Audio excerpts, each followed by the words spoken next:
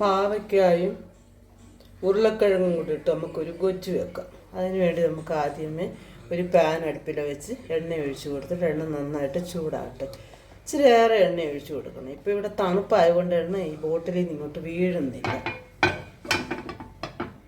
എണ്ണയൊന്ന് ചൂടായതിന് ശേഷം നമുക്ക് ജീരകം ഇട്ട് കൊടുക്കാം.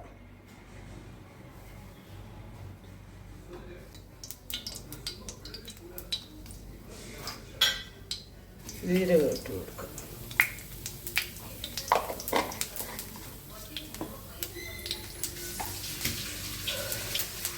ഒരു തണ്ട് കറിവേപ്പില ഇട്ട് കൊടുക്കാം.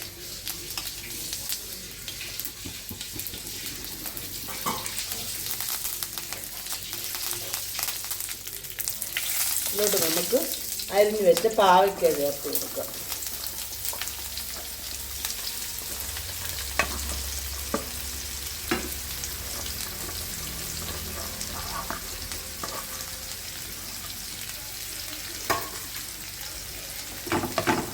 പാവയ്ക്ക നമുക്കൊന്ന് വഴറ്റിയെടുക്കാം. നമുക്ക് ചെറുതായിട്ടൊന്ന് വഴറ്റിയെടുക്കാം. നമുക്ക് ഇതിനകത്തോട്ട് സവാള ചേർത്ത് കൊടുക്കാം. ആവശ്യത്തിന് എത്ര വേണോ അത്ര ഇടാം. ഞാനിപ്പോൾ ഇവിടെ ഒരു വലിയ സവാളയാണ്, അതും കൂടെ ചേർത്ത് കൊടുത്ത് ഒന്ന് വാട്ടിയെടുക്കാം.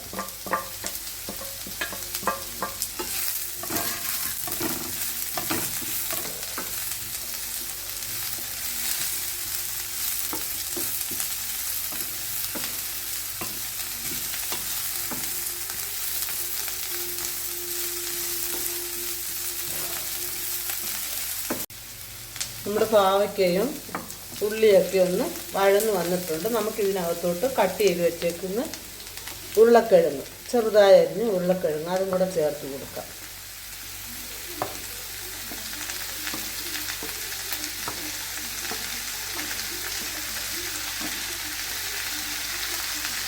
നന്നായി ഇളക്കി കൊടുത്തിട്ട് ഉപ്പും മഞ്ഞൾപ്പൊടിയും കൂടെ വെച്ച് നമുക്കൊന്ന് അടച്ച് വെച്ച് വേവിച്ചെടുക്കാം.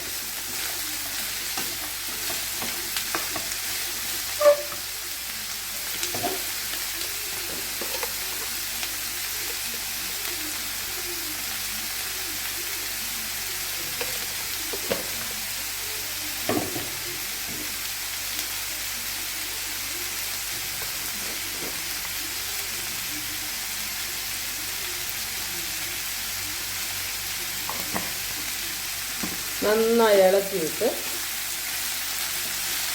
നമുക്ക് അടച്ച് വെച്ച് ഒരു 5 മിനിറ്റ് ഒന്ന് വേവിക്കുക. ഹൈ ഫ്ലെയിമിൽ തന്നെ വയ്ക്കുക. നമ്മുടെ ഉരുളക്കിഴങ്ങിനകത്ത് പാവയ്ക്കകത്തൊക്കെ വെള്ളം ഇറങ്ങും. അതുകൊണ്ട് അടി പിടിക്കുന്നൊന്നും പേടിക്കേണ്ട ആവശ്യമില്ല.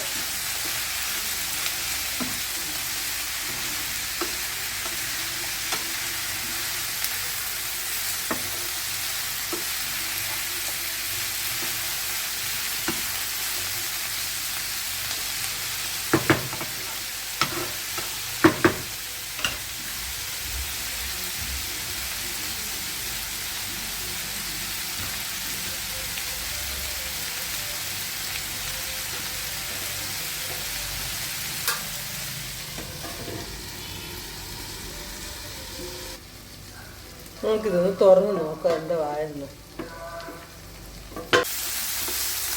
നമ്മുടെ പാവയ്ക്കയും ഉരുളക്കിഴങ്ങും ഒക്കെ അങ്ങനൊരു 3/4 ഭാഗം ഇപ്പോൾ വെന്തിട്ടുണ്ട്. ഇനി നമുക്കിതിനകത്തോട്ട് തക്കാളി ചേർത്ത് കൊടുക്കാം.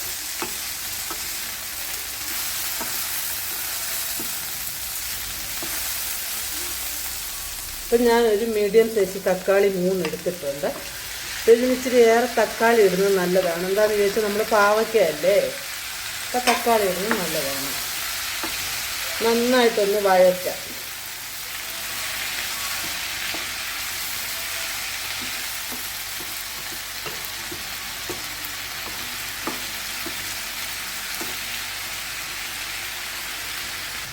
ഇപ്പം നന്നായി വഴറ്റിയിട്ടുണ്ട്. നമുക്കിതൊന്ന് അടച്ച് വെച്ച് ഒന്നും കൂടി വേവിച്ച്.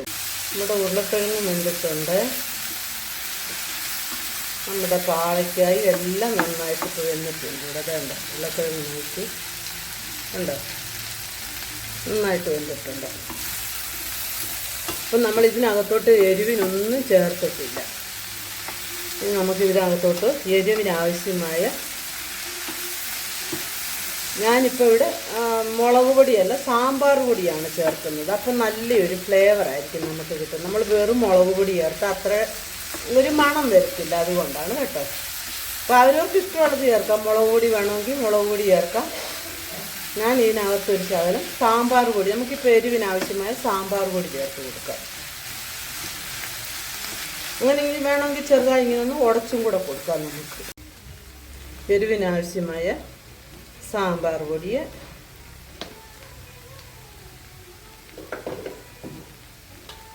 പിന്നെ നമുക്ക് ഒരു സ്പൂണ് ഗരം മസാലയും കൂടെ ചേർത്ത് കൊടുക്കാം. അപ്പം നല്ലൊരു മസാല മണമാണ് ഇതിന് വരുന്നത്. നമുക്ക് നന്നായി മിക്സ് ചെയ്യാം. മിക്സ് ചെയ്തിട്ട് ഈ പച്ചമണം പോകുന്നിടം വരെ നമുക്ക് അടച്ച് വെച്ച് ഒന്നും കൂടെ ഒന്ന് വേവിച്ചെടുക്കാം.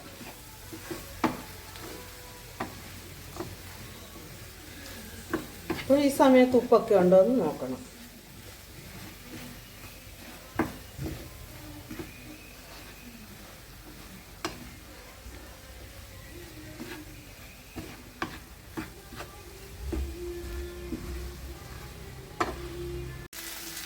അങ്ങനെ നമ്മുടെ പാവയ്ക്കായും ഉരുളക്കിഴങ്ങും കൊണ്ടുള്ള ഗൊജ്ജ് ഇവിടെ റെഡി ആയിട്ടുണ്ട്. ഇതിനകത്തോട്ട് ഇനി നമുക്കിത്തിരി തേങ്ങ ചിരകിയത്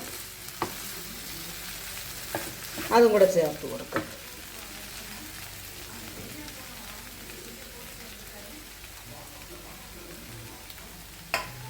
നന്നായി ഒന്നുകൂടെ ഇളക്കിയിട്ട് നമുക്ക് സ്റ്റൗ ഓഫ് ചെയ്യാം.